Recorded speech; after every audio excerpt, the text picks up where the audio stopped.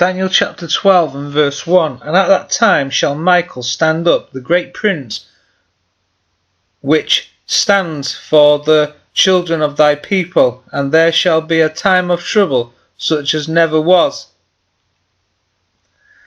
This verse and others like it are cited by the Jehovah's Witnesses to support their doctrine that Jesus Christ was a mere angel who was somehow born as a human at a later date, died as a sacrifice for sins, and was raised up from the dead as an angel once again.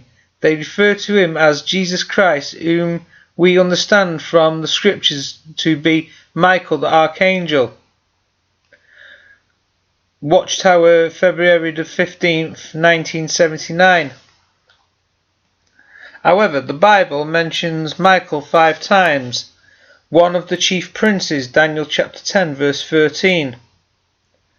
Your prince, Daniel 10 verse 21. The great prince which stands for the children of thy people, Daniel 12 verse 1. The archangel that had a dispute over the body of Moses, Jude 9. And a leader in a heavenly conflict with the dragon, Revelation chapter 12 and verse 7. In none of these passages is Michael ever described as the Messiah, the Christ, or Jesus.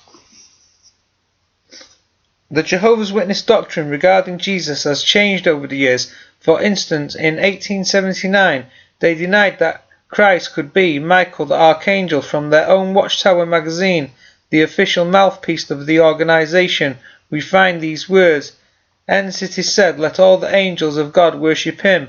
That must include Michael, the chief angel. Hence, Michael is not the Son of God, and the reason is because he has by inheritance obtained a more excellent name than they. The Watchtower, November 1879. This is just one example of how the Jehovah's Witnesses have changed their doctrines over the years.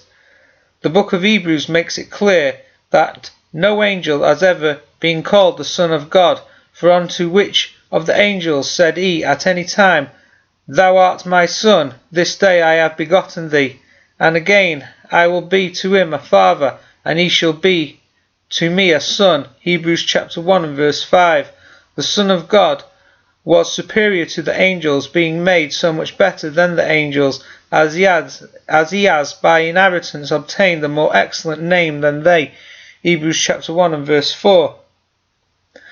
The Jehovah's Witnesses also attempt to use 1 Thessalonians chapter 4 and verse 16 for their support, even though the name Michael cannot be found there. For the Lord himself shall descend from heaven with a shout, with the voice of the Archangel, with the trumpet of God, and the dead in Christ shall rise first. The Jehovah's Witnesses conclude that since the Lord descends with the voice of the Archangel, that the Lord must be the Archangel Michael. Using this same faulty logic, however, we could come to the conclusion that Jesus is God, since Jesus is described in this very same chapter as returning with the trumpet of God. Surely the Jehovah's Witnesses don't want us to believe that Jesus is God, do they? The very logic they use to prove that Jesus is Michael also disproves the very thing they are trying to prove.